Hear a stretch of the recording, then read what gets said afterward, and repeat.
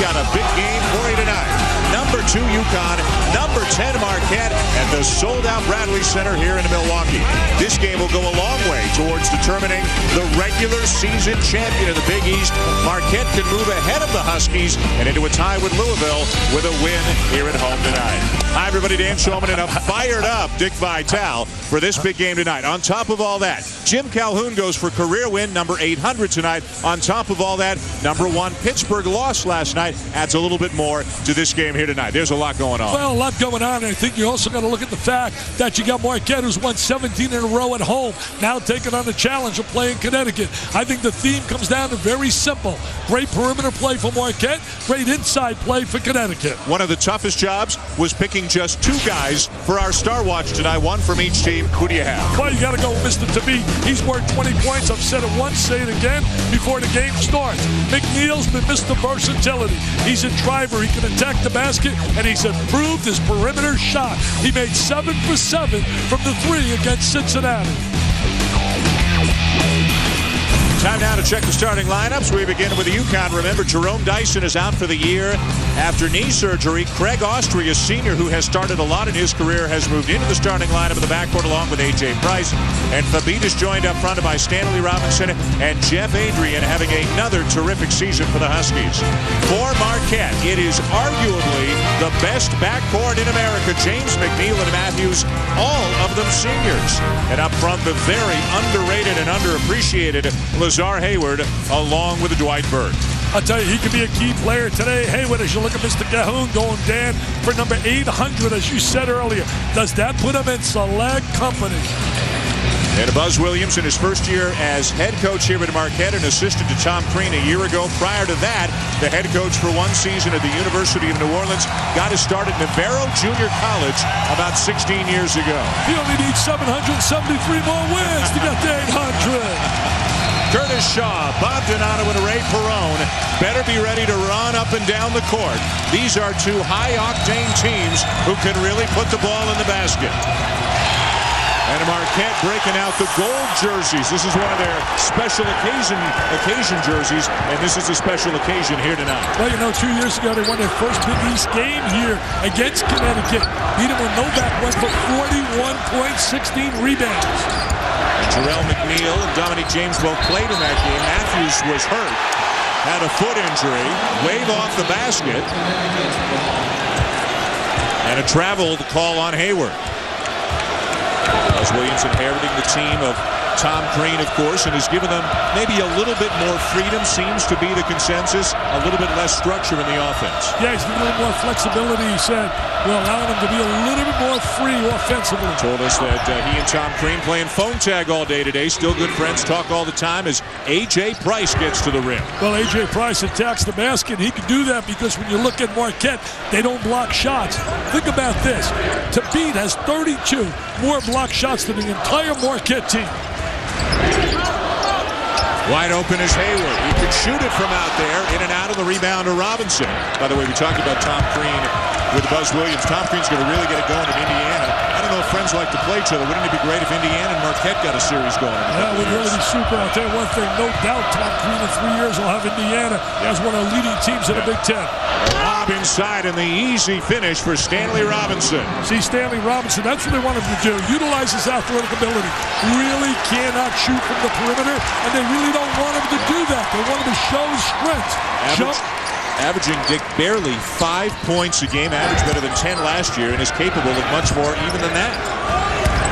Matthews, what an improved player he is this year. Better than 18 a game. The fadeaway a little bit short, and Fabit with the rebound. Well, the one thing Connecticut's doing really early, getting a little lead, quiet the crowd down. The students were lined up around the block hours before the game. The game sold out in a heartbeat. This is a big city. This is a pro arena, but they've got a great atmosphere in here for big games. Let's go to the third member of our crew tonight, Alan Hopkins.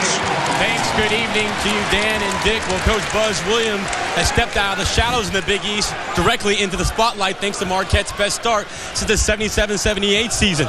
The one thing that he told me early when I asked him what he has learned the most, he said he's learned the value of each possession, something that he teaches and preaches in practice each day. But one thing that's very clear, Dick and Dan, that all All great coaches know that practice makes permanent, not perfect. I'll tell you, that's right. There's no question. You really get it done on a practice level. Buzz is really a guy that's worked so hard to get to the level where he's at. He never worked under what you call a pedigree guy who had a great reputation, who can open up the doors. He's had to write letters, go to clinics, beg, plead, do everything to get a chance. His real name, by the way, is Brent, but I'm told only his mom and his wife call him Brent. Everybody else calls him Buzz. A.J. Price, a Cousy Award finalist, is one of the top point guards in the country with a 3. Tell you one thing, he better call upon his team to start playing some defense. Price is getting a great start, attacking the basket, making the perimeter shot. James with the elbow jumper, no, and another rebound for Thabit. Marquette, as you know, an undersized team, very talented, very quick, but giving up a ton of size to UConn, one of the biggest front courts in college basketball. That's why you got the contrasting style, perimeter play against inside play. You better make these threes. Dominique James knocks it down. And he's not a good three-point shooter. In fact, he's really a liability late in the game on the free throw line, under 50%. Thabit inside and a foul. That was Jarrell McNeil getting up there and attempting to block the shot. You know, McNeil in that victory when they beat Connecticut, their first Big East game, he had 19 points and 12 rebounds as a diaper dandy. And we've got 2 legitimate Big East Player of the Year candidates in this game, and Hasheem Thabit and Jarrell McNeil. You could also mention DeJuan Blair, of course. Herringody. Herringody still leading in scoring and rebounding, but the Irish are down. Here comes Jimmy Butler into the game. Lazar Hayward is going to go out for Marquette. Another thing, and it applies to both of these teams, but maybe a little bit more of the Golden Eagles. Not a lot of depth. They don't get much at all off their bench. 80-some% of their points come from their starters. So Hayward out probably briefly. A look at the resume for Marquette this year. First season as head coach for Buzz Williams. They have not lost here at home, and they are the highest scoring team in the Big East. Another rebound for Thabit, who at his size could have a big night on the glass. You know, Dan, they're the highest scoring team offensively and defensively.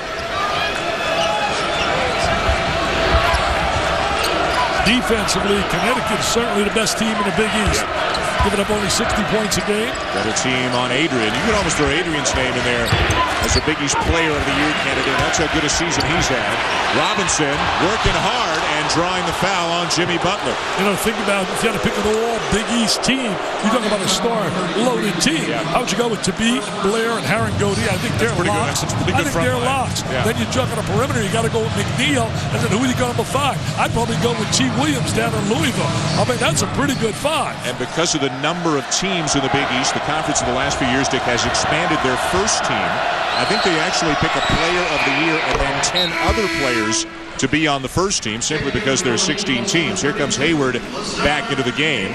So I don't like that. I think that's being political. I don't think that's being legit. You pick 5 players, first team, in terms of all conference. I don't like that. 9-5 UConn early. Hayward back in. Dominique James to the bench for Marquette. And Robinson knocks him down. He missed the first 8 games of the season. A personal leave of absence, has returned, has become a starter, but has shown only flashes of his ability so far this year. You know, Connecticut always has a chance to win because they're always going to defend really well. They may have bad nights shooting the basketball, but they're going to be usually constant on the defensive side. Butler driving on Price, forced it up, got it back. Shot clock did not reset. Hayward for 3. In and out. Another rebound for Thabit. Hayward trying to take Adrian away from the basket, playing out on the perimeter using his shooting ability. Adrian, good position inside. Jump hook. Rebound to Wesley Matthews. Matthews is 4th in the Big East in scoring. McNeil, his teammate, is 3rd, and Hayward is not far behind.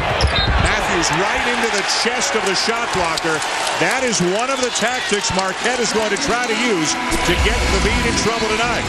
Here's a tactic UConn will use. Up over the top for the slam.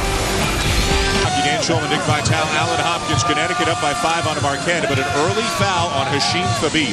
When you're dealing with a shot blocker like Thabit, some teams try to avoid him, and some teams go right into his chest. Marquette is going to use their penetration and their toughness to try to get right into the chest of Thabit, and that is foul number 1 on the big guy. Well, they can do that because they got the kind of drivers and slashers when you have McNeil, James, and certainly Matthews to attack him. And remember, the one game that he got in foul trouble, played 23 minutes. They got beat by Pittsburgh. Hey, talk about big men on campus, Dan. How are these guys? Would you like to have those guys to coach? Think about Blair, Blake Griffin. We wish him the best. Hansbrough, Harangody, to be not a bad five. I see you smiling looking at those five. Griffin didn't play a couple of nights ago in a loss to Kansas. Still out indefinitely, it seems, with post-concussion syndrome, and we wish him the best, that he gets back feeling good and back to action before long. Fabit will sit down early. Jim Calhoun doesn't want to risk him picking up the second this early. So Marquette, again, their greatest skill offensively is driving, is penetrating. We'll see how they go with the rim right now with Fabit on the bench. Well, you would think that would be negated with Fabit, but certainly with him on the sideline right now, they got to attack. If you look at Buzz Williams, you know, you mentioned Oklahoma and Blake Griffin. I hope the committee really analyzes and takes a look at the fact in those two losses that Griffin really wasn't on the floor. It's a fascinating question to ponder come Selection Sunday, how that will affect their seeding, whether they are still a lock for a number one, whether their body of work up until this point guarantees them one, or whether they need some more wins and a healthy Griffin back. So Fabit out for the moment for UConn.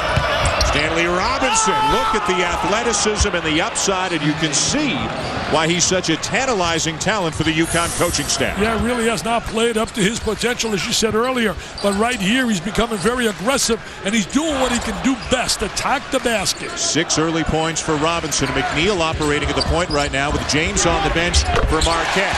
Jarrell McNeil getting better and better in conference games. He's over 22 points per game. He's also up there in assists and steals. A tremendous all-round player as Hayward is called for the foul. You know, he really likes the big stage. He likes to perform at the big moment against big clubs. He responds. He had 7 for 7 from the trifecta against Cincinnati. In conference games, Dick, he's first in the league in three-point percentage. He is second in the league in steals. He is third in the league in scoring, and he is fourth in the league in assists. You can make a case. This is your Big East Conference Player of the Year. And again, DeJuan Blair, you got to throw him right in there. And how about a week from tonight? You and I will be sitting courtside in Pittsburgh, Marquette and Pitt. What a game that's going to be. I'll tell you, I can't wait to get to the opening soon. You think about Marquette, their next 3 games, they have this game Saturday at Louisville, and then they go to Pittsburgh. Beat Georgetown, and then their last game is against Syracuse. Murderers Row at the end of the regular season for the Golden Eagles. What has happened to Georgetown? Maurice Acker, number 2, is checked in now at the point for the Golden Eagles. Still plenty of time on the shot clock. Kemba Walker at the point right now for UConn, a very talented freshman. Nice pass. Edwards the slam. Stanley Robinson the feed. I tell you, Robinson's been the star early. Good angle, good entry. Matthews all the way. Smart play. Attack the basket. To beat on the sideline. Keep attacking, attacking, attacking.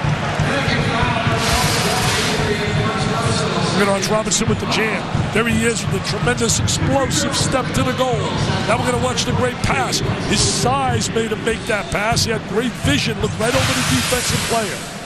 But when I see those Marquette uniforms, I think of one name. Al McGuire. Al McGuire. Do we have the stories rolling today at Buzz's office? You had some good stories going about Al McGuire. Dick's team at the University of Detroit defeated Marquette here in Milwaukee, right? Yeah, we beat him here by 1. Got a little bit lucky at the end. I didn't call a timeout and screw anything up. And the kids shot it, and we beat them by 1. They're a great team that won the year they won it all. Championship. Yeah, we had 121 in a row. And the Marquette players honoring the memory of Al McGuire. When we get a close-up, you'll see the word Al written just under the collar on the front of their uniforms. He was so special. He and Jimmy V had that unique way of really communicating so well to their players. 4-point lead early for UConn. UConn hasn't lost on the road all year. Marquette has not lost at home. Judgment Week continues on ESPN. It's Thursday Night Showcase presented by T. Rowe Price. This one will be fun. A couple of Big East bubble teams, perhaps, or has West Virginia already done enough? Bob Huggins going back to Cincinnati. And then Purdue and Michigan at 9 Eastern tomorrow night. The Boilermakers just a game back of Michigan State for the Big Ten lead. For more, log on to ESPN.com. They're going to be paying a tribute to Bob Huggins in that game. First time back in Cincinnati. Is Acker playing that point, trying to get out in transition. Jimmy Butler is fouled. So Marquette continues to get to the rim, and they continue to draw fouls on the UConn big man. This one will be Robinson. Big Butler, he's a guy that's a role player. Going to watch him out in transition. He's going to put the ball to the deck, fill the lane. You know, you talk about the free throw line. I prepare for the game. I can't believe UConn Vegas shot 709 free throws, and their opponents have shot 303. Wow. That's over 400 more free throws. But the way Marquette plays, that's a stat that may not hold up tonight, because Marquette does an outstanding job getting to the line. A.J. Price back in, Craig Austri out for UConn. Both coaches may only use 7 players here tonight. No Dyson for Connecticut, and of course they lost some earlier players, academics and other reasons. Marquette lost some players at the beginning of the year. Injuries, a transfer before the season. Neither one of these teams is deep. Tell you one thing, they may not be deep, but Tom Crean left that cupboard filled with those 3 perimeter players. Sure did. And Tom did a fantastic job here with his energy and enthusiasm. Yeah, led them to the Final Four back in 2003. The team Dwayne Wade was on. Walker takes a bump and banks it home. Kemba Walker averaging almost 9 points per game off the UConn bench. You know, Walker and Austria now become very important without Tyson. They become really essential that they got to be performers on a regular basis. Remember, their standards not just to compete in 25 games, they're to win a national title. It will be Marquette ball. The Marquette backcourt, considered by many to be the best in America. They're all seniors. They've all started for 4 years. Dominique James, the scoring keeps going down, but the assists are up, the ratio is up, the steals are up. He has become a better point guard, and he knows he doesn't need to score that much because of McNeil, Matthews, and Lazar Hayward. I know one thing, Buzz Williams going to do a lot of playing next year without those 3. Yeah. McNeil has it knocked away, gets it back. Jarrell McNeil looking to get going here tonight. He's got 2 points thus far. Matthews on the step in. 16-footer, no. Rebound Price. His dad was from out of Connecticut, went to Wisconsin. First game I ever did, Wisconsin and DePaul. His father was the star, Wes Matthews. And the long 3 is there for A.J. Price. A.J. feeling it, had a good start early, and sloppy in the backcourt. Robinson the steal. And Jimmy Butler comes down with a rebound for the Golden Eagles. It's a quick 5-point run here for UConn to up their lead back to 7 as Maurice Agler walks it into the front court. You know, Butler's a guy is a role player. He's going to get on the glass. He's going to set screens. Neal inside. Matthews can't find any room. Just too much size. And then a turnover. Agler won't take it. Butler inside draws the foul. UConn by 7. Coming up, we continue our countdown of the top 30 plays of the last 30 years. Again tomorrow night at 7 Eastern during West Virginia, Cincinnati for play number 12. We will reveal play number 1 of the last 30 years on March the 15th during the ACC Championship. Something tells me we might see Christian Laettner again in those top 12. Well, I got a funny feeling. I'll tell you one thing about Christian Laettner. He had so many magical moments in that Duke uniform. You know, they've really extended the lead without Thabit. But I'll tell you one thing, I know Jim Calhoun would rather have Thabit on the floor than sitting next to him as an assistant. He's got a good assistant there with George Blaney and company. Thabit's going to come back in. He's got 1 foul. Stanley Robinson's got 1. Jeff Adrian's got 1. So the starting front court each with 1 foul in the first 8.5 minutes for Connecticut. And Robinson getting a little bit of medical attention, it looks like, on the bench right now, sitting alongside Adrian.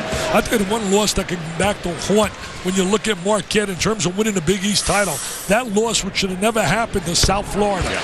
I mean, you can understand losing to Villanova like they did. They went back-to-back in those losses. But that South Florida loss really is so big. I mean, think about it. They'd be sitting there right now with 1 loss in conference play. They'd be alone in first place. They started in the league 9-0, lost at South Florida, lost at Villanova. Since then, they've won 3 in a row. But Dick talked about their schedule after this one.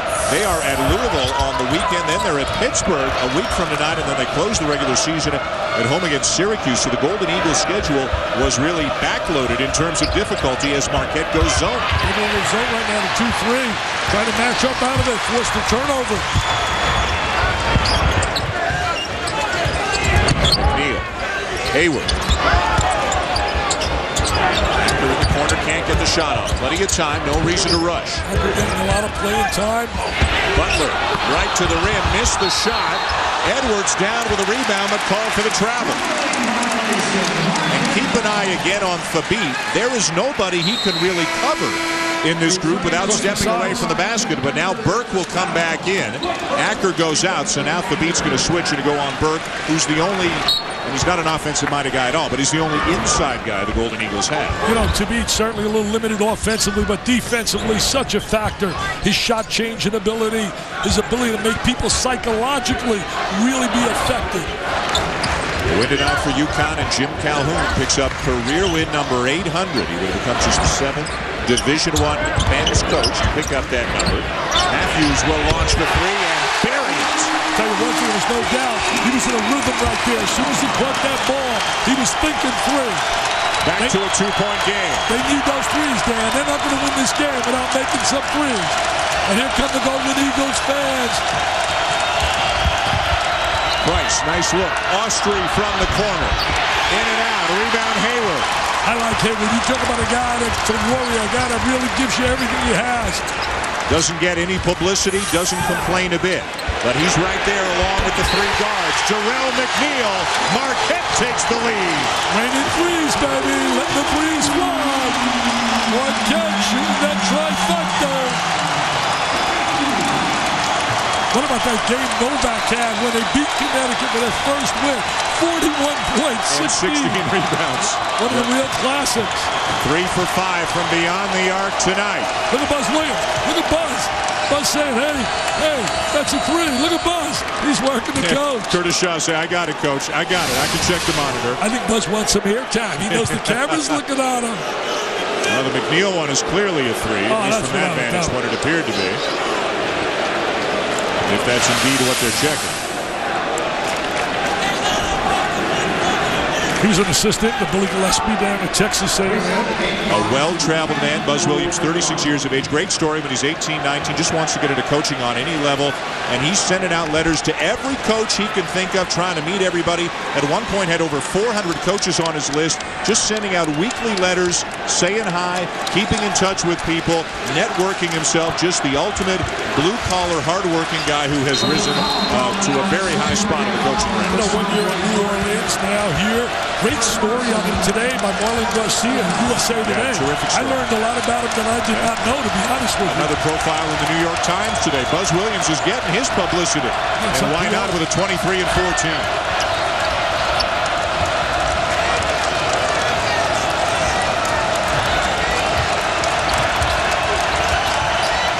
A.J. Price, and he knocks down a 3 to quiet the crowd. He's a big-time performer. He's had so many injuries in his career.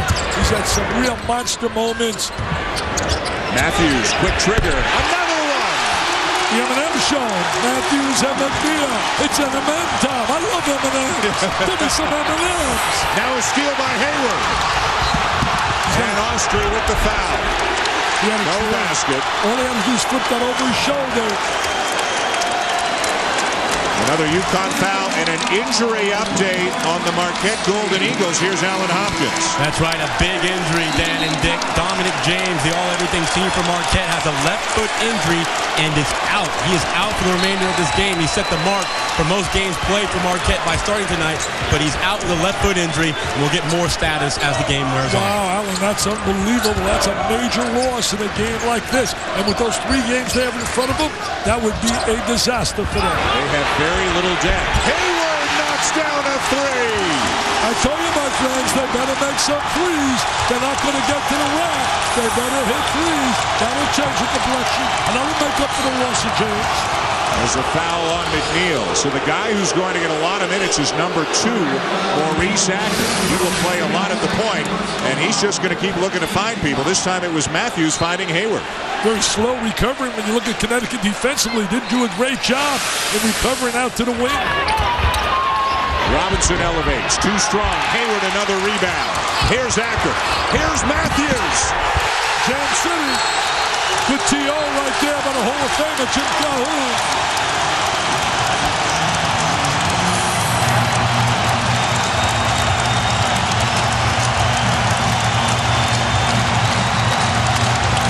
They may be small, and they may not have much depth, but they are talented and tough. Marquette up by 6 on Connecticut.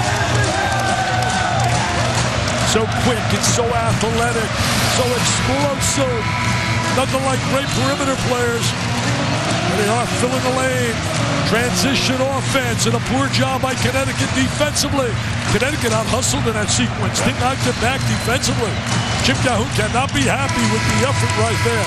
You know, you sit and watch Marquette on tape. You've watched games. I watched like 3 of their games yesterday before flying here. There's not a selfish player on this team. Every time they have an opportunity to make the pass to get a better look, they make that pass. This is a truly selfless group that Buzz Williams and Tom Crean, by association, haven't had here in Milwaukee. Well, that's how you define developing a winning team. Sharing the basketball, communicating. It doesn't take ability to make an extra pass. You got to be unselfish. You got to want to win. As mentioned, Dominique James out for the night.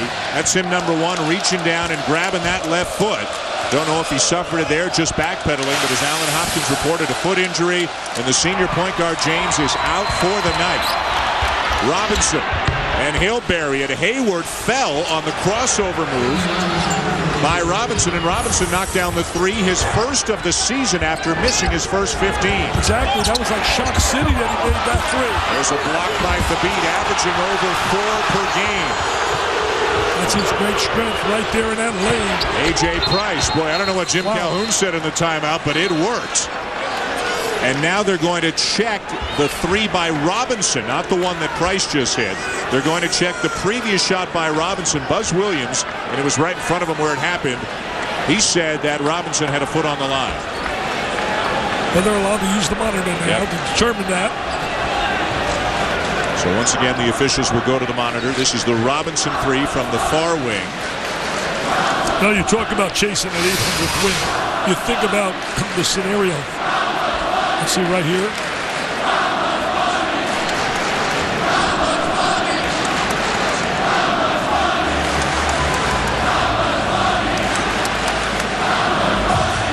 Let's get another look. And tough to tell from that angle. I got a funny feeling it looked like that foot was touching that line. Well, it's a tough call. It's got to be conclusive for them to make that decision. To overturn the decision that was made live. That's right. Now, Buzz Williams, again, the shot happened about 5 feet away from him, and he was hollering. There's a close-up look, and it's behind looks like right a 3. there. Yeah, looks like a 3. Oh, he's up in the air right there. That's a 3.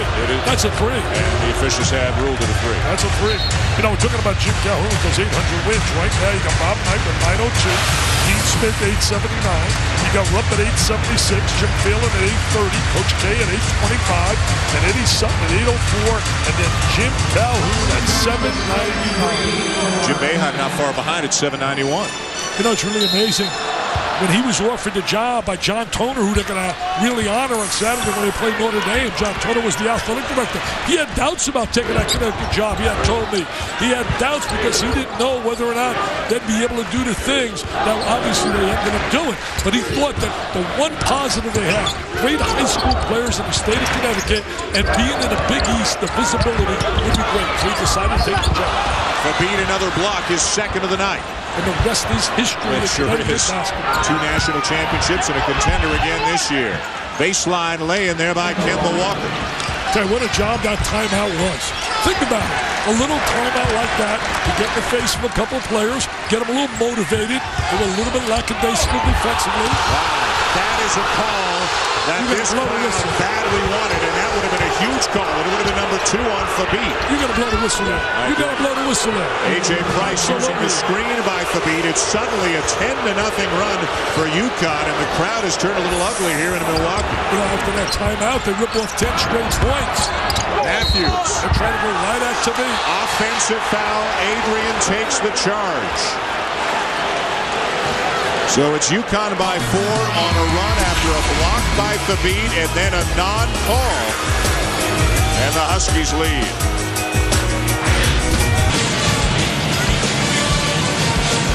And back here in Milwaukee, Hasheem Thabit playing well, blocking shots. 1 foul in the early going. A 10-0 run for UConn. They've got a 4-point lead. Earlier today here in Milwaukee, you had a nice afternoon at the Marquette bookstore signing your book, which is right here. Your proceeds going to the V Foundation. 3 UConn Huskies in your top 50 players, including Ray Allen, and a Dwayne Wade moment in your top 50 moments, and just a great crowd. A lot of people coming out today. Yeah, we had really a super time, bunch of Marquette people. We didn't have enough books, Dan. We didn't have enough books. It was unbelievable. We had a fantastic time with all the beautiful people. Most of all, I'm proud that we're going to raise some money for the D Foundation. Look, I can even write my name. Wow, I can write my name. I write like a doctor. I can't read anything you write except for your name. Hey, I'll tell you who's been a star here tonight. You know, we keep talking McNeil and Matthews, and we talking about James prior to his injury. Well, what about A.J. Price? He's only 6 for 7, 4 for 5, shooting a trifling. 16 points. He has been absolutely a flat-out PTP in the first half. Remember, tore his ACL in the Huskies NCAA tournament game last year. Still recovering from the surgery at the beginning of this year. But week by week, Dick, getting more explosive, more confident, and becoming the point guard that everybody knows he can be. Well, he had that great game against Villanova. Yeah. And that big win. Jay Wright's done a magnificent job with the Villanova Wildcats. Yeah, Villanova lurking at 10-4 in the Big East. They've had a sensational season as Robinson comes down with a rebound in traffic. The improvement of Dante Cunningham. Look at that penetration ability. Price so strong. The beat steps over the fallen Burke and then slams it in. There's no way you're going to defend that. There's no defense to stop that slam jam, Bam. If you're just joining us, Dominique James, the starting point guard for Marquette, suffered a foot injury in the opening minutes, is out for the night. Extended minutes for Maurice Acker off the bench. Hayward misses the 3. Rebound Huskies. And to me, really was a factor in him missing that 3. Walker off to Robinson. Offensive foul. Number 2 on Robinson. Out of control. Judgment Week continues Saturday with a pair of games. First at noon Eastern. You talked about Villanova. They will host Georgetown. And then at 9 Eastern, it'll be Darren Collison and UCLA taking on Cal. The Golden Bears have had a nice season, 9-5 in the Pac-10. For more, log on to ESPN.com. I'll tell you one thing. I look at the Big East right now. They're going to break a record this year. 8 is the most ever out of a conference. I don't think there's any doubt they're going to get at least 9. Wow. That win by Providence was so big over Pittsburgh for them. Matthews, no. Hayward had it, saved into the hands of Robinson. But right now, Providence, a huge win for them. Notre Dame is trying to get into consideration. West Virginia's got a terrific RPI. Cincinnati is a bubble team. They've had a very nice season. Yeah, those clubs hanging in there. Yep. McNeil coast to coast, and Adrian was waiting for it. Marquette in a rut right now. McNeil in and out. Another rebound for Robinson, who's playing well. And playing tough tonight, too. He's going after the ball. You know, Robinson and Price have really played exceptional. To me, he's got to learn to be a lot more active offensively. He stands too much. He really does. See, right now, there he is standing up on a high post. Now he's going to walk down into the post. Has not learned really yet how to get true post position. Not a lot. Remember that timeout Marquette called? They haven't, or Connecticut called? Marquette has not scored since. It's a 12-0 run since then for the Huskies. Oh, there's a nice play right there. Going to go up strong. No basket. Foul before the shot. Foul before the shot. Well, one of the big stories around UConn basketball, and I guess by association, college basketball the last few days, was the incident in the press conference after Connecticut's last game where Jim Calhoun was asked a question, the first question of the press conference, by a man named Ken Krajewski, who managed to get a photographer's pass, but is really a self-proclaimed political activist. And he asked Calhoun about how much money he makes and whether he thinks, given the economy and budget cuts and so forth, he should be giving some of that money back. Calhoun said, not one dime. And Calhoun got a little hot under the collar, and Krajewski forced the issue a little bit with a follow-up question until it was settled. And Jim Calhoun, then the governor of Connecticut, came out and said some things about Jim Calhoun, that it was an embarrassing display. Coach Calhoun told me today that he and the governor have spoken today, have ironed things out, understand each other's positions. How did you feel about what took place after that game? Well, first of all, it was really not the timing for a guy to come in there and ambush him with a question like that 19 minutes after a game.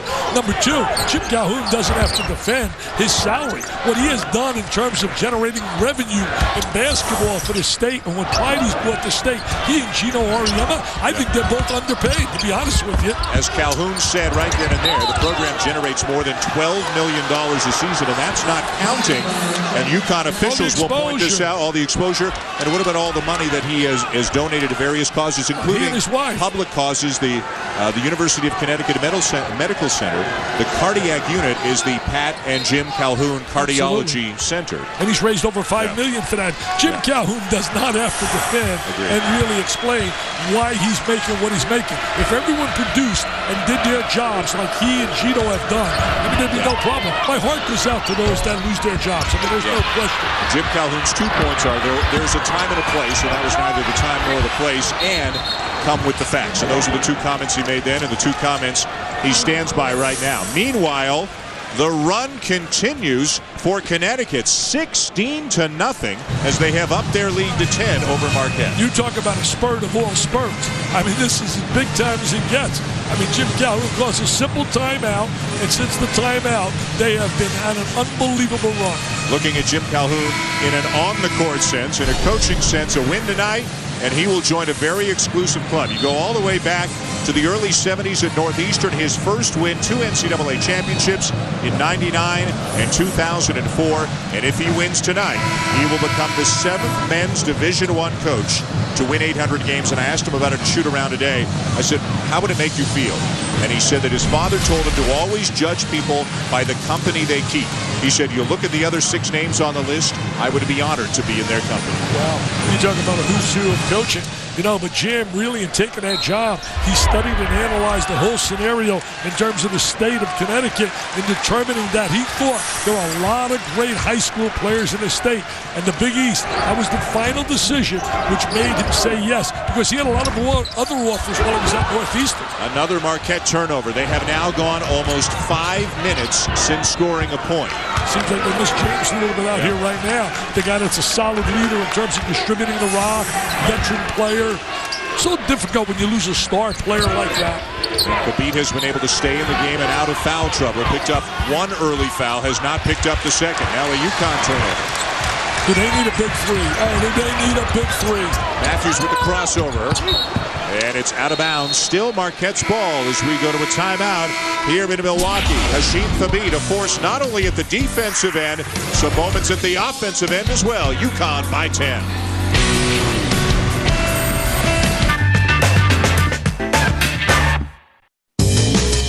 This is Kevin Blackistone from Around the Horn, and you're watching ESPN America.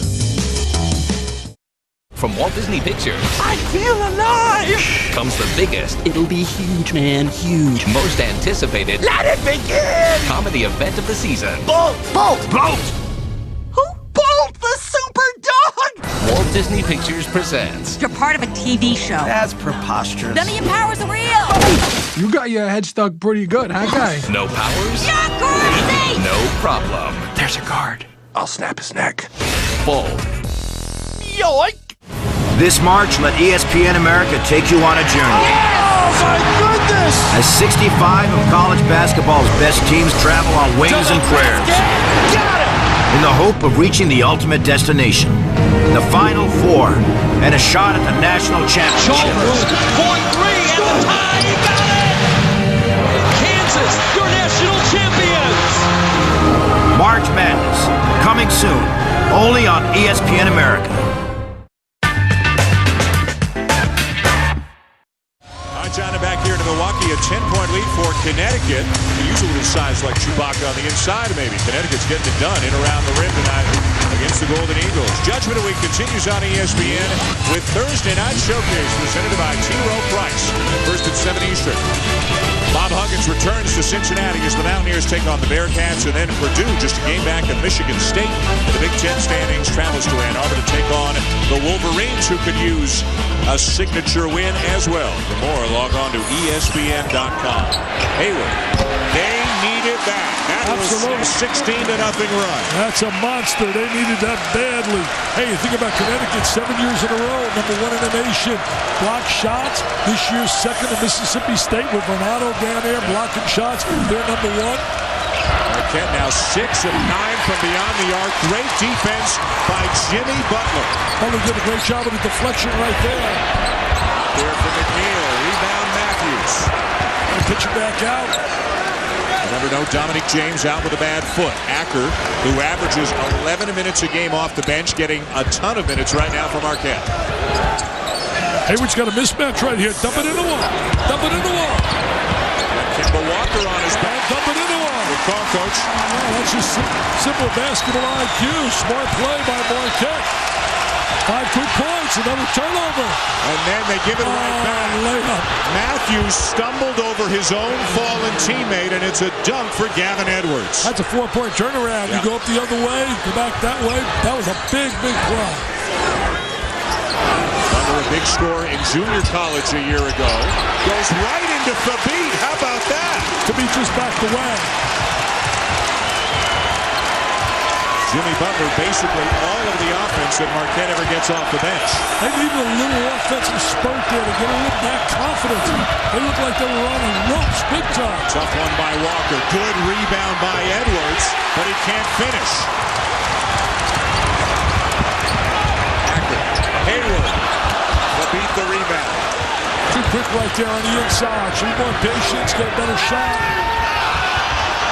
Scotty Harrelson from the corner, a guy who doesn't play much, a terrific shooter, but has never really found his niche this year. But with Dyson out, they need somebody else in the rotation. Jimmy Butler again. There's Butler hustling, scrapping, and clawing. The Golden Eagle fans go bananas. Can they get back in the game? Can they keep their unbeaten streak at home? Last minute of the half. 16 in a row this year at home. Connecticut unbeaten on the road at 12-0. Harrelson again. That's why they got him. A great shooter, but with Dyson and Walker and Price and Austrie, not a lot of minutes. Dyson out. Jim Calhoun has said to Harrelson, we need you right now. Yeah, you can use that perimeter shot with them big people inside. The guy that's been quiet tonight has been Adrian. Yes. Real quiet. And he normally is unbelievably consistent. Adrian out of the game right now. He's been a double-double guy all year. Has not scored tonight, Jeff Adrian. And he doesn't have a rebound. How about that? That's amazing. Yet Connecticut still has the lead. The reason they got the lead is the play of A.J. Price. McNeil. Beat swats it away. He had the perfect angle for that block shot. The left hand, right-handed player coming to him. Most of you great shot blockers block with the left hand. You think about Bill Russell, David Robinson. Adrian back into the game along with Austrie. Burke will check in for Marquette. Fabit doing what he does best. That's his strength. There's no way statistically you can measure his value just in terms of looking at the stat sheet at the end of the night and looking at his point totals. 4 on the shot clock for the Golden Eagles. Yacker having to inbound it against a guy who's a foot taller than Adrian. The turnaround by McNeil. Now Connecticut, if they hurry, can get a decent look. That's a great job by Acker to slow down Austria. You don't want to foul there. You don't want to foul. Good no call. Good no call. And a good first half, a game of runs back and forth. Connecticut led by A.J. Price, leading by 6. Alan Hopkins with Marquette coach Buzz Williams. Thanks, Dan. Coach Williams, Dominic James just played 4 minutes out with a left foot injury. How do you make up for his loss? We're doing the best we can. We've got to stop him in transition. Scoring too many points in transition. Then when we do stop him in transition, we got to ensure that we don't give him offensive putbacks. We've given away too many possessions. When we're on offense, we got better there in the last 4-minute segment. Dominique's one of our best players. Everybody else has got to step up. We'll hang in there as best we can. Last 4-minute segment, you wrestled away some momentum from UConn. What's going to be the key for you offensively in the second half? Well, we've just got to make sure that we reverse the ball side, top side, and that we get paint touches. We can't play east and west. We're a north and south team. We got to continue to do that despite the presence of Fabit. When we did do that, we were in good shape. When we didn't get good shots. All right, thanks, Coach Williams. Thank you. Appreciate it. Back to you, Dan. Well, we'll see, Alan, if Coach Williams holds on to that voice for the next 20 minutes. Connecticut by 6 at the break as we join John Saunders in the studio with the UPS halftime report. A Big East battle and a 6-point lead for the Huskies as we go to the second half. Along with Alan Hopkins, Dan Schulman, Dick Vitale. Connecticut by 6. Dominic James, the early injury, the Marquette point guard foot injury, done for the night. Big story. Well, big story, and also A.J. Price, big story, stroking that 3. I mean, he had that great follow-through, did a terrific job, but certainly the loss of Dominic James was big.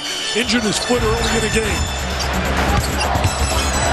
This is where it initially appeared to happen on that play right there, and then backpedaling on defense a short while after that. He was limping a little bit, reaches down. He left the game, played less than 4 minutes in the first half. He's done for the night.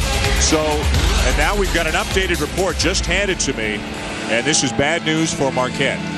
Dominic James has suffered a fractured bone in his foot. The fracture of the fifth metatarsal in his left foot. He will be out indefinitely. Terrible news for a senior, for a guy playing for a team with a legitimate chance to make a deep run in the NCAA tournament, and now all eyes will be on his replacement. 5'8" junior Maurice Acker, a transfer from Ball State, almost basically a lifelong friend of Jarrell McNeil. Acker and McNeil played together in grade school, high school, AAU. Acker transferred here, and he's a good player, but he's not Dominic James. Absolutely, and you think about the rotation, they're not a deep team to start with. A Connecticut turnover. Yeah, Marquette sometimes will use only 7 players, with Butler and Acker being the only guys coming in off the bench. Acker's now a starter as McNeil draws the foul. You know, when you lose a player like that, you might be able to survive short-term in the game, but you're not going to survive long-term. There is no doubt that his loss, because he's such a vital part of the big three on the perimeter, they're so limited on the interior, and you take away a lethal weapon on a perimeter like James, that's a major, major loss. I don't know about you. My heart always breaks when it's a senior, when it's a guy who, I mean, unless there's some sort of miracle may be done. This is a broken bone in his foot. The Big East tournament is starting in a couple of weeks, and then the NCAA tournament right after that. Maybe he could be back at some point in the NCAA tournament. I'm sure we'll find out tomorrow after a follow-up examination. But again, a fracture of the fifth metatarsal, a fractured bone in the foot of Dominic James, out indefinitely. You know, a kid that can play some important minutes, a guy I liked as a freshman was Kubian. Yes. David Kubian. We haven't seen much of him. Has not been able. He's had some shoulder injuries. And he may have to get back into the rotation. Has not been playing many minutes at all. Price short on the three, and Fabit picks up the rebound about 24 feet away from the basket. Yeah, you can't let him get that rebound right there. You got to be able to attack the ball. Price wide open again, and this time he makes him pay. A.J. Price's 5th three-pointer of the game. He's having one of those monster games. He's really on fire, great rhythm. Had that career high when he had a brilliant performance against Villanova. So had a great game against Gonzaga. An overtime win out in Seattle. The battle in Seattle in late December. And now a foul on the inside on Stanley Robinson. You know, I remember watching Kubian as a freshman. I thought he was going to be a positive force. But it's been the A.J. Price show. I mean, this guy's been nothing but nylon. His dad played at Penn. They went to the Final Four. The year the kid from French Lick, Indiana, hooked it up with Magic Johnson. Penn was there. I drafted him. A steal by Austria. McNeil giving chase in Austria with the layup. Greg Austria getting a lot of minutes now with the loss of Dyson. Well, you look at how many top teams in America are either dealing with injuries or will have guys coming back from injuries. There are not very many teams who could. Blake Griffin in the concussion right now. Ginyard out all season for North Carolina. UConn without Dyson. Marquette without James. There are not very many top teams who are truly healthy right now. Well, that's the key. As you come down the stretch, you want a healthy club. Louisville right now is getting healthy. They've had some injury issues. Williams now seems healthy. He's back doing numerous things that he can do on the floor. Robinson misses. Adrian keeps it alive. And you know who's healthy and ranked 4th in the country? Memphis. Memphis is ranked 4th right now. Oh, nice play right there. From McNeil.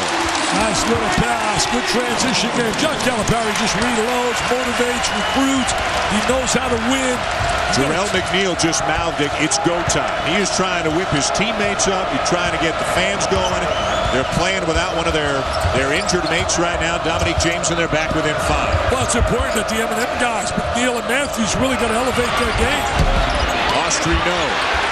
Rebound Acker. They got to find one of the M&M guys. They got to get the ball in their hands.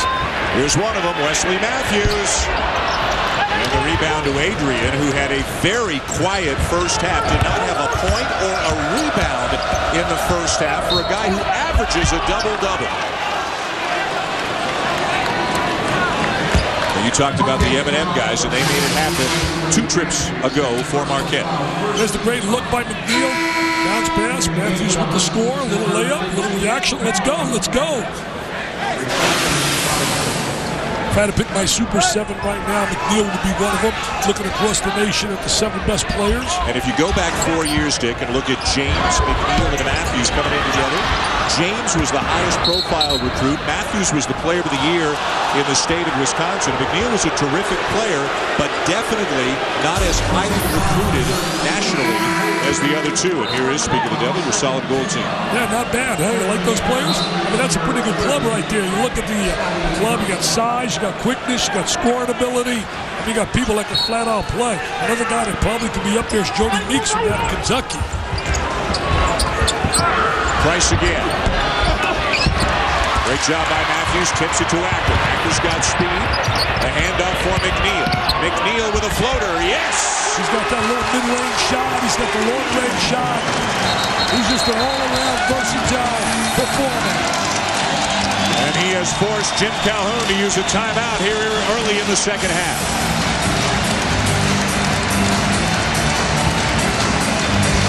Marquette's not going away, even without Dominic James. Got it back within 3 here at the Bradley Center after the teardrop from McNeil.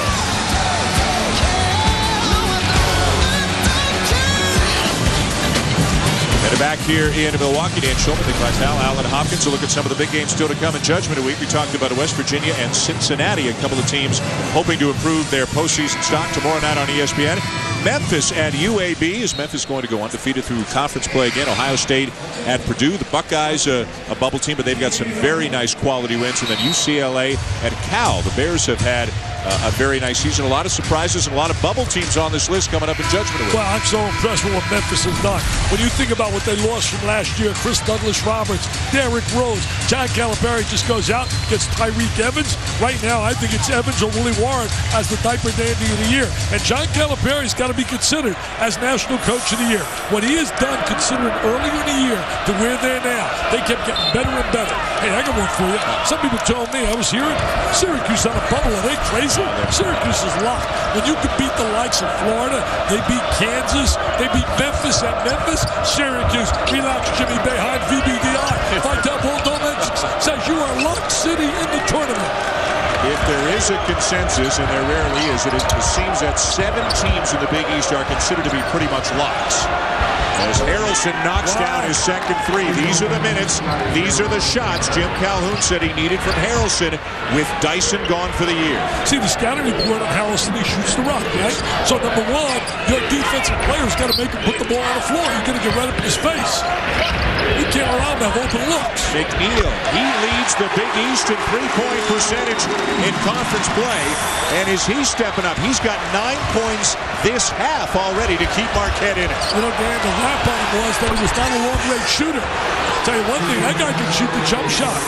A.J. Price on fire tonight from beyond the arc.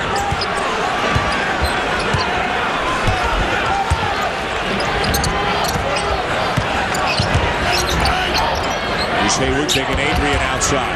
Hayward with a step-back 3. Long rebound to UConn. 2 years ago, the Defensive Player of the Year in the Big East, defending Price. Price with an ankle-breaking move and knocks down the mid-range J. You know, he's been the stars all night. I mean, we can talk all we want about Matthews, McNeil. A.J. Price has stolen the show. Yep. On the road here, he said, hey, guys, we're undefeated also on the road. We don't care about your unblemished record here in Milwaukee. He just took one of the best defenders in the country. There's a travel, wave off the basket, and we'll go to a timeout with UConn silencing the crowd again. And once again, it is A.J. Price stealing the show. Look at that discard, and he knocks it down. Here at Marquette, UConn leading the Golden Eagles by 8. Jim Calhoun, perhaps on the cusp of coaching history, a win away from 800 in his career. Only 6 Division I coaches have won 800. We asked A.J. Price this morning what it would mean to be a part of that kind of a milestone. It'll mean a lot to this team to help Coach get that 800th win. You know, only a handful of coaches have been able to say they've done that. A Hall of Famer, he's very deserving of everything that comes with it. And we want to be a part of history. We want to be able to say we were out there that night when he got his 800th win, and we helped him get it. Well, if they win it, helped him get it is an understatement for A.J. Price. How about 24 points and 6 assists? He's been a star of stars right out of the gate. You know what's really interesting? Thabit has 1 field goal attempt. one field goal attempt. We're talking 7-3. He had that monster game against Seton Hall, 25, 20, and 10. One of the great stat lines you could ever see. And the one was on a broken play. Remember, he caught the ball, stepped over the fall of the Marquette defender, and then dunked it. That's the only field goal Well, attempt. there's a reason for that. Number one, he's not aggressive offensively. Number two, he's limited in his basketball experience in terms of learning how to play. Now they finally go into him. They'll kick it right back out. A.J. Price. Why not, huh? Why not? You beat me to the punch. Why not? Just throw it out to A.J. I'm kind of frightened that I'm starting to say things and think the way that you do, my friend. The lead is up to 11 for UConn. A.J. Price with 7 threes. Acker gets the hometown bounce. Did he get the bounce? You're right about that, Dan. Harrelson. He doesn't believe in holding on to it very long. He's made a couple of threes. Airballs that one. Crowd getting a little life into it again. They need a little spark here. They need some momentum. It's Wesley Matthews from the corner. And Thabit with a rebound. See, it's a three-point shooting game. You can't get anything on the interior. That's where Thabit's value. I mean, they have to shoot nothing but basically threes now, Marquette, to try to get themselves back in this game. They have not been able to get him in foul trouble. He's played 22 minutes and has picked up only one person. Adrian has it knocked away. Acker. Got an opening. Hayward. Going to the rim and he lays it in. Nice play by Acker to find Hayward. They're too experienced and too tough, even with Dominique James injured and out for the night, to just roll over. They're going to lock it up on the defensive side, especially on Price. He's using those screens so effectively. They switch on him. Matthews is on him now. Good lob inside. Begging for the ball. Wow, I don't blame him. Hayward 6'6", Thabit 7'3". Price using the screen. And it goes over the backboard. It'll be Marquette ball. Thabit was really frustrated right there, and I don't blame him at all. Judgment Week continues on ESPN tomorrow night. Thursday Night Showcase presented by T. Rowe Price. It begins at 7 Eastern. Bob Huggins goes back to Cincinnati. The Bearcats on the bubble. Mountaineers and the Bearcats at 7 and at 9. Purdue and Michigan. The Wolverines looking to boost their resume. For more, log on to ESPN.com. You know, Michigan's got those wins over UCLA and Duke early, but I think they need a big win over Purdue. Agreed. Matthews. Acker. Yes, his second three. Stepping up for Dominique James. That's got to give him a little bounce, a little confidence. Dominique says, I like what I'm seeing out of my guy, George. And the crowd loves it as well. Nothing like what three's for to really change the complexion of the game. Good defense. McNeil's got it. 2-on-1. McNeil. Offensive foul. Not a good play by McNeil. Should have dropped a little bounce pass. Should have dropped a little bounce pass. Bus says, wait a minute, we're home. We're home, Mr. Donato. You got to give us that call. He said, Mr. Donato, you got to give us that call. There's a three. Acker. Now you're going to take a look right here. He's in charge. Oh, that's close. That's close. I see you nodding your head. Yes, no. Is it? Not sure. I'm glad I'm over here. Yeah, we don't get paid for blowing that whistle. Number 3 on McNeil. Should have given it up top. He should have just given a little bounce pass there and a layup. Anybody except Acker, I bet you he would have, but Acker's so small, the defender was right there. Acker's been large off the bench, though, filling in for James, hitting a couple of threes here in the second half. And there's Gavin Edwards, I believe, with a moving screen. And Jim Calhoun says, what? And maybe we're all even now, huh? Yeah, a little makeup time. Do coaches believe in makeup calls? Oh, look at Jimmy. Jimmy can't believe it. He says, come on, let me get my 800. Marquette with the ball, down by 3 in a spirited building here tonight at the Bradley Center. Trying to get Hayward some shots. McNeil again. He's a slasher. He's a driver. I think Hayward's going to have to make some shots for them as well.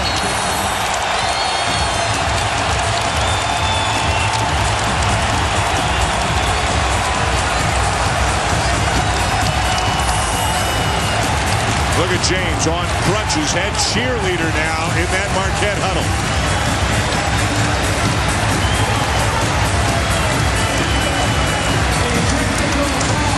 $16-0 on this floor right now. Connecticut has not lost on the road. Jim Calhoun's kids have met every challenge. Remember when they ended that winning streak of Notre Dame down there in South Bend, Indiana? And we have a technical foul as you get another look at That last play, a technical foul has been called on somebody on the Connecticut side. I don't know if it was on Jim Calhoun or one of the players, but just a few seconds ago, a technical called on Connecticut. I missed it. Totally missed it.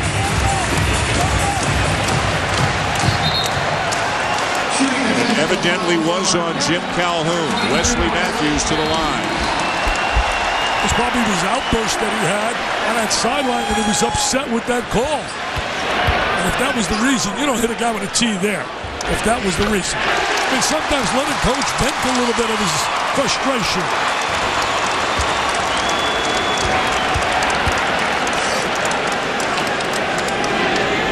It's now a 12-3 run for Marquette. The Golden Eagles have taken the lead. Who's Golden Eagle fans? I went to church today, Ash Wednesday, and a girl says to me in church, she says, are we going to win tonight? I said, like, I really know, during Mass. Well, they're saying not in their house here tonight. They don't want Jim Calhoun picking up number 800 right here. They're going to lock up on Price if they don't want it to happen. Acker's got that challenge, got to get over the top of screens. They're going to get to beat some touches, though. He's got to get some touches. Throw the ball up loud. There it is. And Thank you. In effortlessly. Thank you. He is 9 inches taller than Lazar Hayward, the man who has been covering him. Maybe you hurt me, huh? You think? I think half the building hurt you. And there's Kemba Walker called for the foul. I can't believe he doesn't get more attempts. He's too talented around that basket, too. What a game we got going on here tonight. All right, John, thank you. You saw Henderson had 35 on the weekend. Shire had 30. Mike Krzyzewski, the active leader in wins at 825. If Jim Calhoun wins here tonight, it'll be 800. Jim Boeheim not far behind. Duke and Maryland right after us tonight here on ESPN. Well, you know, the beauty of a game like that to Maryland, I mean, look at Jim Calhoun. Earlier this year, nobody would have thought they'd been in a hunt for an NCAA berth. But that win over North Carolina, now they get a chance to play a quality team like Duke. You never know. That's why you got to play the whole resume out. If you get an opportunity to play quality teams like you do in the Big East, where Notre Dame can get back in a hunt after losing 7 in a row by beating a Providence and a Louisville, a Maryland by beating a North Carolina. That's going to be a good matchup tonight between Maryland and between Duke. Here's McNeil. There's Dominique James out with a broken bone in his foot, checking the stats. Maurice Ackers filled in for him, hit a couple of threes. McNeil has had a huge second half, and McNeil this year, Dick, became Marquette's all-time leading scorer past George Thompson a few weeks back. Yes, spoke to George at halftime. One of the first great players ever to play here for Al McGuire. And he was joined by Dean the Dream Memminger from out of New York. Al McGuire, he had that New York locked with Butch Lee. Price with a floater. Robinson with a follow. Robinson really having one of his quality games. Has struggled for most of the year. Missed the first 8 games. Pretty good numbers, 11 points, 6 rebounds for the 6'9" forward. McNeil using the screen, knocks down another one. There's no doubt he can shoot the ball. He can play at the next level. The big rep, they said, didn't have range as a shooter. And A.J. Price. Right back in the face of McNeil. A little one-on-one maneuver. 29 for Price. Is there anything you can do, my friend? I can do better. McNeil forces the beat to step out, goes around him. Tough shot, fading away, left it short, rebound Thabit. Yeah, that was a forced shot right there. Got to be a little more patient on the offensive side. So if I'm Connecticut, I'm pounding in a little bit. Look at the size advantage of Thabit. Yes. I mean, look at that size advantage. Jimmy Butler on him now. Butler's 6'6", Thabit 7'3". There's the touch. The ball inside. And he lays it up and in. Why didn't they go to him at all until the last 2 or 3 minutes? It's amazing. I think a lot of it's him. He doesn't really get all active to want the ball. How about Butler? What happened there? A breakdown by the Huskies. As Butler, that role player, a glue guy, a screener, a rebounder. This is what we expected. He's going to be up right down to the wire. Past the midway point of the second half, tied at 67 in an absolutely terrific game here at the sold-out Bradley Center, the biggest crowd they've ever had for a Marquette game here, 19,091. Well, you'd expect it to be this kind of game. When you think about what's at stake, you think about the fact that one club has not lost on a roll, the other one's got 17 in a row at home. Adrian setting the screen. Kemba Walker spins into traffic. Wild shot. Robinson the rebound. Robinson again. I tell you, he's playing possessed. He's playing possessed. He's very active. Connecticut foul as Matthews was thrown to the court. I think Jim would like to see them go to Thabit a little bit more often. I don't think they take advantage of his ability and his size.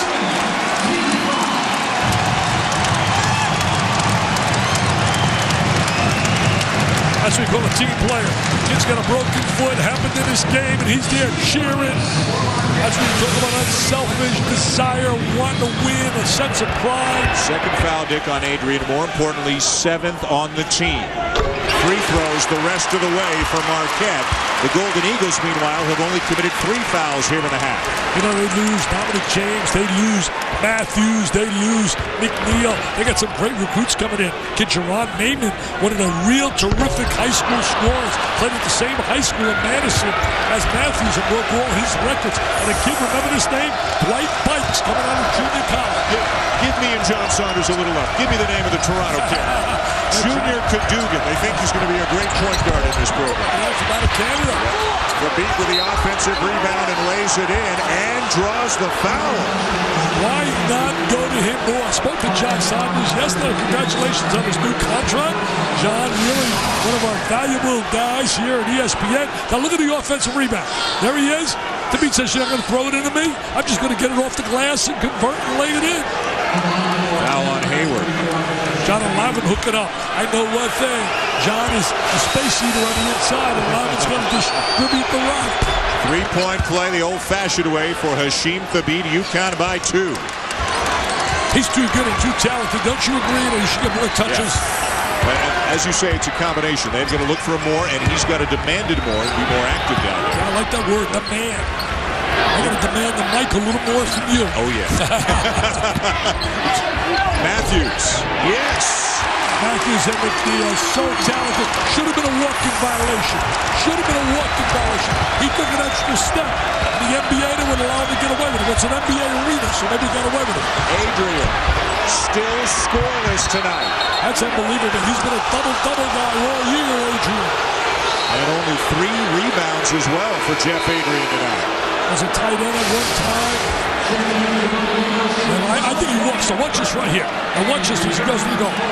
See, I know there's enough for he traveled. Come on. He took 3. Not bad. He went on. Maybe I should be a zebra, blow the whistle. Hayward out, Burke back in for Marquette. Robinson, nice feed into Edwards, blocked from behind, but Burke called for the foul. Burke can't believe it. He said, no, no, no. I blocked that baby. Buzz cheering on that sideline. He's come a long way in coaching. Oh, that was a good block. That was a legitimate block. That's a good block. That was a legitimate block. You don't want to penalize the kid on that. Oh, there was no contact at all. Number 3 on Burke, Edwards at the line. Little plays like that can change the complexion of the game. And that's all ball. That's all ball, Danny, yes. That's all ball, Danny, yes.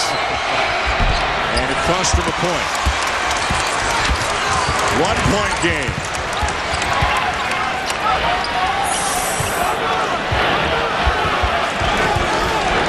Buzz Williams hollowing out a play as Acker responds. So I think you want to shorten the game a little bit. I think you want to be a little patient. Matthews from the baseline. Soft touch. I'll tell you, you got to think about Matthews and McNeil on almost every possession. 20 now for Matthews. He expected that, though. They've responded. They've responded. The beat being fronted by Burke, who's a little bit bigger than Butler or Hayward. It's still about 7 inches shorter. Exactly. Should be no size. Go to lob. He wanted the lob right there. Robinson, shot fake, jam. What a night for Stanley Robinson. Well, what he's doing well. He's utilizing that athletic ability and an explosive first step. He was 0 for 15 shooting threes until he made one today. That is not his forte. He should not be shooting the 3. He has gotten to the rim. Often here tonight. UConn back up by 1. McNeil. Marquette by 1. Let's go. One time McNeil, one time Matthews on the wings. McNeil now trying to slow down Price, who's tied a career high with 29. Robinson puts it on the floor again. Off balance, slipping. Here come the Golden Eagles. Trying to get patience right here. Matthews. Too quick. Absolutely too quick. And the foul will go against Marquette as we go to a timeout under 7 to go. Marquette and UConn battling tonight, battling for Big East supremacy. UConn getting a big night from Robinson, hoping that's enough to hand Marquette its first home loss of the season. All right, John, thank you. Before we go to the ACC, this game of the Big East, Connecticut and Marquette. Marquette leading by 1. A look at the top 8 of the Big East. If Marquette wins tonight, they move ahead of Connecticut and into a tie with Louisville for top spot in the Big East standings. And guess where Marquette's next game is? At Louisville. At Louisville. I mean, look at the standings right now, and you look at the upcoming games. Connecticut's got Notre Dame, and then they're at Pittsburgh after this game. Louisville's at home with Marquette, at home with Seton Hall, and at West Virginia on a game day. So I really like Louisville's chances. I like the way they're playing. I like the fact that Rick Pitino's teams get better in March. They get better and better and better. They're healthy now. I give the edge to Louisville, but you know what? You can't have a true champion of the league until you play everybody the equal number of times. Connecticut has won 10 Big East regular season titles under Jim Calhoun. 6 Big East tournament titles. I agree with you. Do you agree with that? Yeah, we were talking about it. Now, there's some leagues like the SEC and the Big 12 where you play the same teams twice every year and the same teams once. It's a north-south or east-west. The Pac-10 is the only league of the Big 6 that has a true round-robin, 10 teams and you play everybody twice. That's where you get a genuine, legitimate league champ. The ACC used to be like that before it exploded. Getting inside, Kemba Walker, UConn back on top. I tell you, Walker's got good ability. I think he's going to be a star in a Connecticut uniform. Comes out of New York City. Nobody rotates over. Look at his baseline. I mean, you got to step over. I mean, right there, Burke should have been stepping in, giving help, and closing off that driving angle. Walker, a terrific backup at the point and often playing alongside A.J. Price as well. Price just went out with his 29 points. Craig Austrie back in for the Huskies. 3-point play for Walker. 2-point lead UConn. You know, Walker gets a 3-point play. There is no way in the world, and I'm sure when they look at the video, they will go over there. Burke should have rotated over to the baseline and closed off that driving angle. Again, if you've been with us in and out or only recently, Dominique James, the starting point guard for Marquette, broke a bone in his left foot early in the game, is on crutches, has a boot on his foot, and is out indefinitely as Marquette tries to win without one of their big 3 guards. And all Marquette can do is stand at the sidelines now and help along his teammates, cheer for them, but out indefinitely. Your heart's got to go out to the kid. He's had such a brilliant career here at Marquette, really getting ready for the stretch ride, March Madness, but it looks now like he would be lost for the entire year. Number 4 on Dwight Burke. Marquette over the limit, Fabit to the line for UConn. James, a senior. Terrific assist-to-turnover ratio this year for Marquette. And again, James, McNeil, Matthews, they've been playing together for 4 years. They know each other inside and out. And now Maurice Acker goes from being a guy who came off the bench 10-12 minutes a game to a guy who is likely going to start and has played virtually every minute since James went out with the injury tonight. Well, you know, Maurice has got to be the guy right now, giving him positive minutes. He made some big threes. Maurice certainly now becomes a key guy in their rotation. McNeil slithers inside, and Fabit rips down the rebound. Boy, terrific move by McNeil. Don't know how he even saw the rim, but he missed the shot, and now UConn with the ball in a 4-point lead and a big night for Fabit. It's amazing how Connecticut takes everybody's best shot, and yet they really so successful. 10 of the last 11 years and won 20 or more games. Jim Calhoun's numbers are unbelievable in his 23 years at Connecticut. 2 national titles. Walker out of control. Robinson gets it back, and it goes, and he's fouled. That's a big play.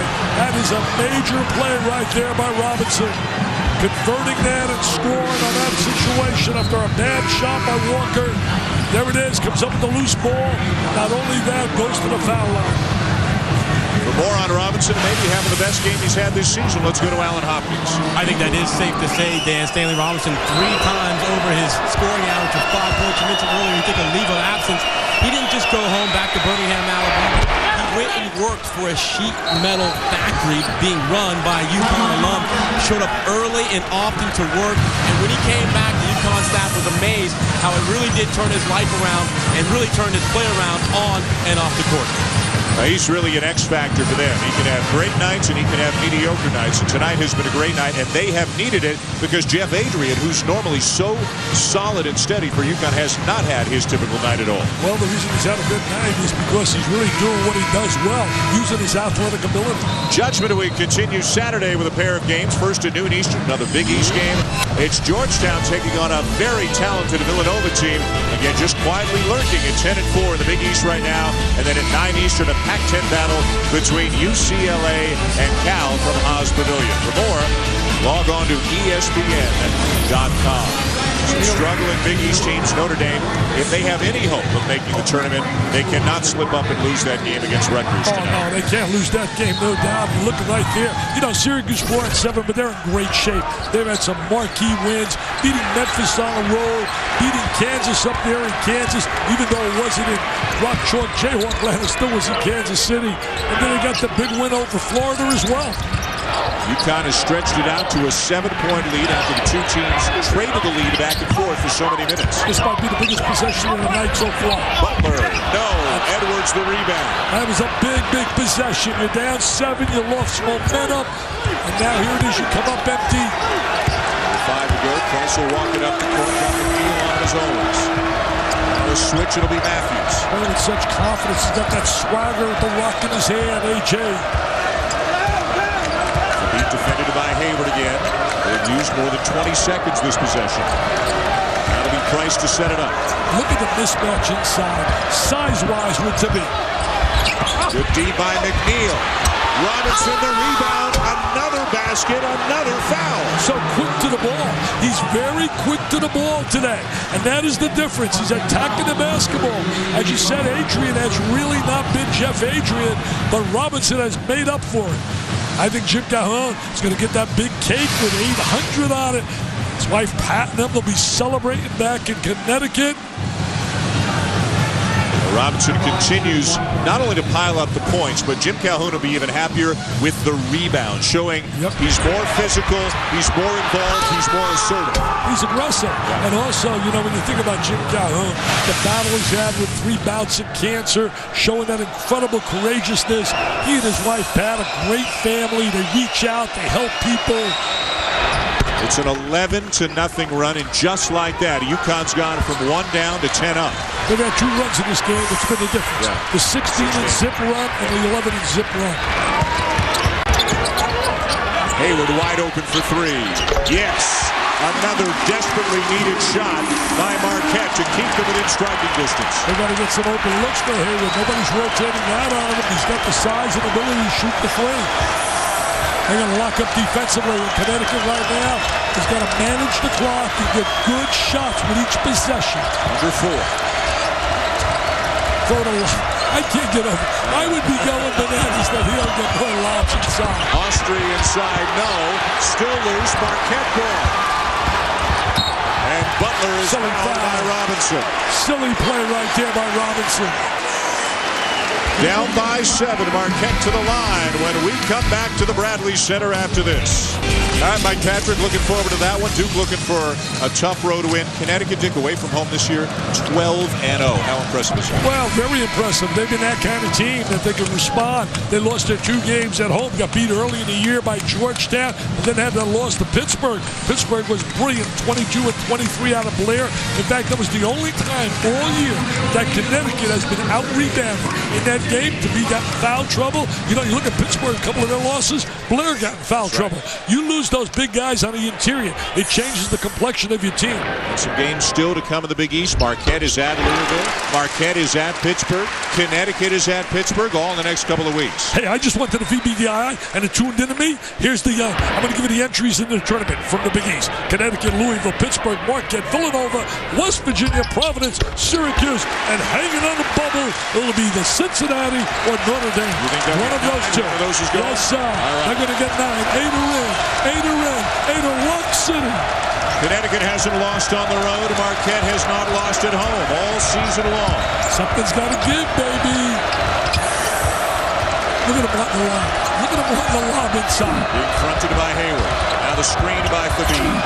Walker launches a three.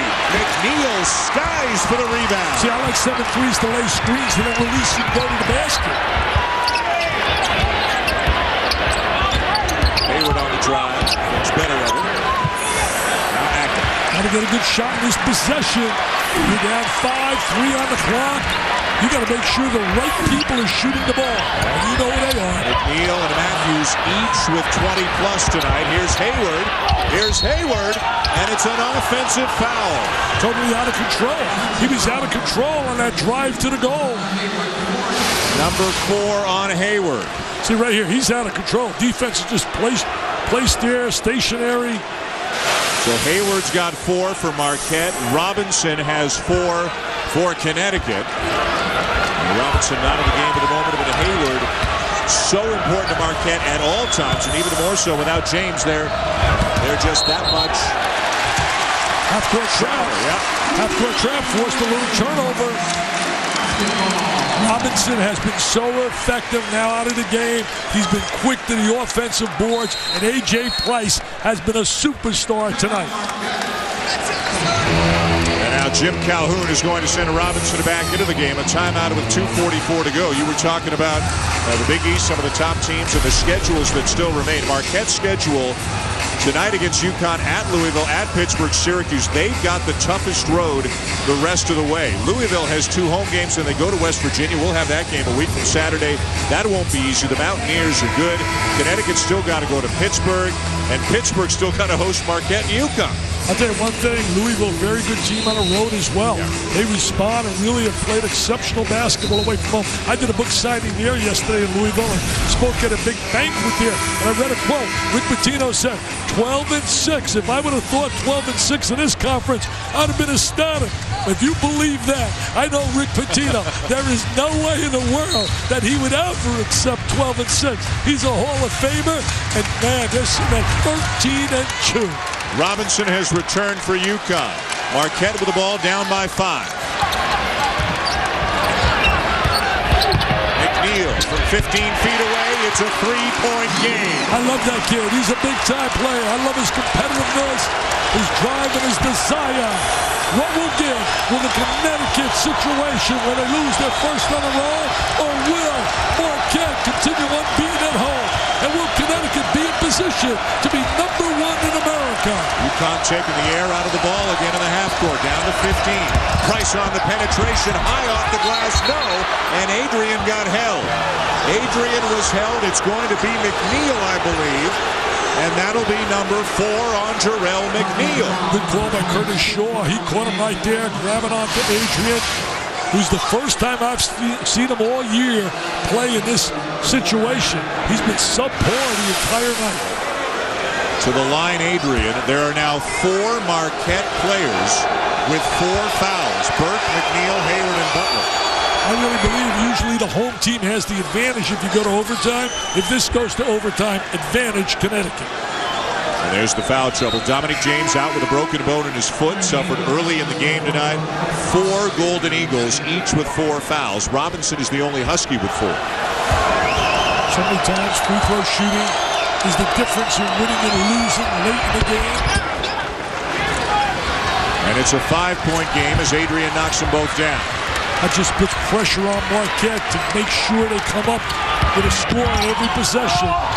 The beat swats away the attempt by McNeil. It'll be Marquette ball. Price trying to call a timeout, but you can't do that once you're falling out of bounds. A rule they changed a couple of years ago. Yes, sir. Change that rule.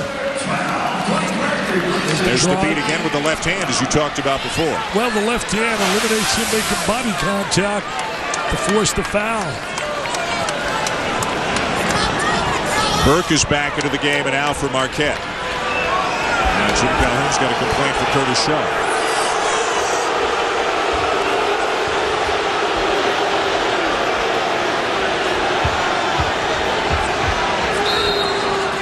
I think the question has to do with the shot clock, but I guess they're ruling that Connecticut had possession, and so it's a fresh 35. But Marquette's unlikely to use a whole lot of that. Down by 5 under 2 to go. Here goes Matthews getting inside. No, and the rebound by Price. That was a tough shot. If that maybe would have fallen, that was a tough situation. They're going to just manage the clock now. force him to go to the foul line. I'm going to spread the court. Jim Calhoun, potentially less than 2 minutes away from his 800th win. Only 6 Division I men's coaches have reached that mark. Only one active coach, that's Mike Krzyzewski. He'll be part of a Super 7. You talk about 7 Goliaths in a game of basketball. Taking some time off. Price. The dagger and the capper on a monster night for A.J. Price. He's got a career-high 32. He really responded right out of the gate. I think he heard so much about McNeil and Matthews. He wanted to say, we got some perimeter players as well. McNeil, a wide-open 3. Back rim. Acker with the rebound. The kick to Matthews for 3. And the three's not falling lately for Marquette. Under a minute to go. And Jim Calhoun on the verge of coaching history here tonight at the Bradley Center. It's really sad. You don't want to end your season if you're Marquette, where you got a scenario that you got to play. For example, right now, Louisville and then Pittsburgh could lose 3 in a row. No question. Tomorrow night brings another edition of Bob Knight with Brent Musburger. This week it's a reunion as Bob Huggins goes back to Cincinnati. You can log on to ESPN.com, keyword Ask Bob Knight, and submit a question for Coach Knight to answer on the air. I got some questions for him. Can I ask him a question? Sure. Oh, wow. What do I do? How do I do it? I don't know nothing about computers. I don't know about the internet. I've seen you on a computer. It's not pretty. You might have his number in your cell phone. Yeah, we'll call him up after and ask him a question.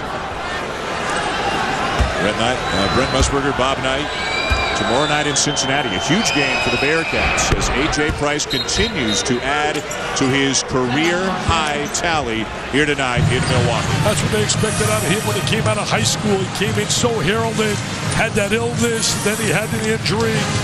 We're talking about the career list of the most wins. Number 1 is our own General Robert Montgomery Knight with 902. The guy that's getting up there, Mr. Krzyzewski, with 825. Something tells me that guy's going to hit the 1,000 mark. That number 5's going to number 1? I think eventually he's going to hit 1,000. Yes, sir. Well, Jim Calhoun on the cusp of win number 800, in large part tonight due to the play of A.J. Price, Dick. Yeah, A.J. Price has been sensational the entire night. Hitting that jumper, driving to the goal, very effective. I also know a guy by the name of Mr. Knight would get to the 1,000 mark if somebody gives him that golden opportunity, which they would reap the benefits as you're watching Price right there. What a show he put on. What an absolute show off. 34 points, 6 rebounds, 6 assists. Look at those numbers tonight for A.J. Price. In a place where he had to come up big. Duke and Maryland, minutes away on ESPN. Well, I'm going to run and get the TV. I'm going to watch Mike and Jay. I'm going to watch that game. Duke and Maryland, wow. McNeil, and a foul on Fabit. He can't believe it. He says, me? I don't foul. I block shots. He has blocked 32 more shots than the entire Marquette team. Think about that. 32 shots more than the entire team. Doesn't really totally amaze me when you look at the makeup of Marquette because they don't have a shot blocker. They lost a lot of size from his team from last year. Yeah.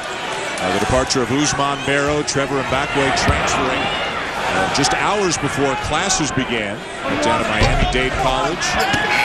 Some injuries to some bench players who would have filled in roles in the front court. So very small but tough and talented Marquette team has fought hard tonight.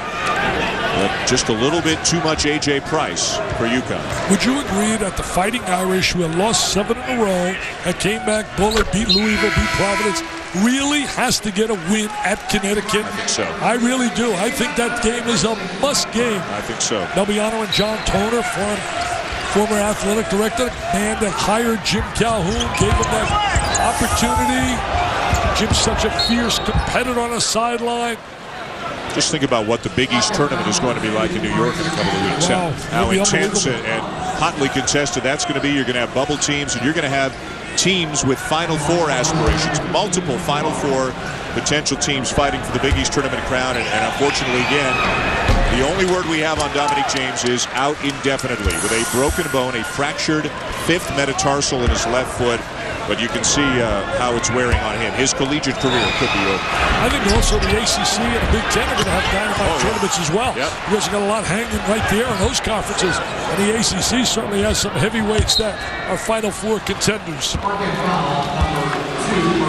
Foul by Maurice Acker. Price will go back to the line. Just 21 seconds left. It'll be win number 800 for Jim Calhoun, and Connecticut will move a half game ahead of Louisville in the Big East standings up to 14-2. Marquette will drop down to 4th at 12-3. Hey, and you talked to Buzz a little bit earlier today. Did he mention anything to you why Kubiak doesn't play at all? Because we saw him as a freshman, came out of St. Benedict's, played for Danny Hurley, who, by the way, is the son of Bob Hurley, who I wrote a column on my internet, if you go to DickFightOnline.com, how he belongs in the Hall of Fame for his contributions to basketball at St. Anthony's have been incredible. But did he mention at all why Kubiak doesn't play? Well, the biggest reason he said is just that McNeil has played so incredibly well this year. He doesn't want to take him out of the game, so he's just kind of stuck. Well, I thought today to get some minutes, though, especially James going to the sideline. Well, we'll see how it develops with James out indefinitely. Congratulations in order to Jim Calhoun, becoming the 7th men's Division I coach to record 800 wins. Congratulations, James Calhoun, and congratulations to Pat, his beautiful bride as well, and his family, because they've all been part of it. You need a support staff for that to happen. Connecticut goes to 26-2 on the season, 13-0 in games away from home, and A.J. Price with a career night leading them to the victory as UConn runs away late from Marquette. Jim Calhoun offering condolences to the injured Dominique James and hopes for a speedy recovery. These two teams could be headed for another showdown a couple of weeks from now with the Big East Championship in New York City. Jim Calhoun, win number 800. A.J. Price leading the way, Connecticut 93 and Marquette 82. Let's go to Alan Hopkins. Thanks, Dan. Coach, how big was A.J. Price tonight? Like the best player in the Big East on this given evening. You know, the inside-outside of a shame to beat, got in the basket, getting rebound for us. Stanley Robinson having a wonderful game. And A.J. Price put on a Ray Allen, Ben Gordon type performance. Pretty darn special stuff. And how good was Robinson tonight? His Big East career high in points. A bit of an enigma, but he came through for you tonight. How so? He's a kid who keeps on coming. He's a wonderful person. And if he can play 60-70% of that, we can maybe overcome that loss to Jerome Dyson. It's going to be hard, but it's a great win for us here at Marquette, and they're a heck of a basketball team. Coach, for you personally, I know you're not prone for hyperbole, but 800th win, what does it mean to you? Well, you're known by the company you keep, and I saw in the notes, and I kind of like that company of great coaches. But more importantly, we'll get ready for Notre Dame on Saturday, and this is a great win, and tribute to Marquette, they can really play. Congratulations on 800. We'll see you down the road. Thanks, Coach. Back to you, Dan. All right, Al, thank you very much. Connecticut by 11. Jim Calhoun, win number 800. Congratulations to Jim Calhoun. Coverage of this game will continue momentarily with a post-game extra over on ESPN News. This has been a presentation of ESPN, the worldwide leader in sports. Big nights for A.J. Price, Robinson, and Fabita's UConn win.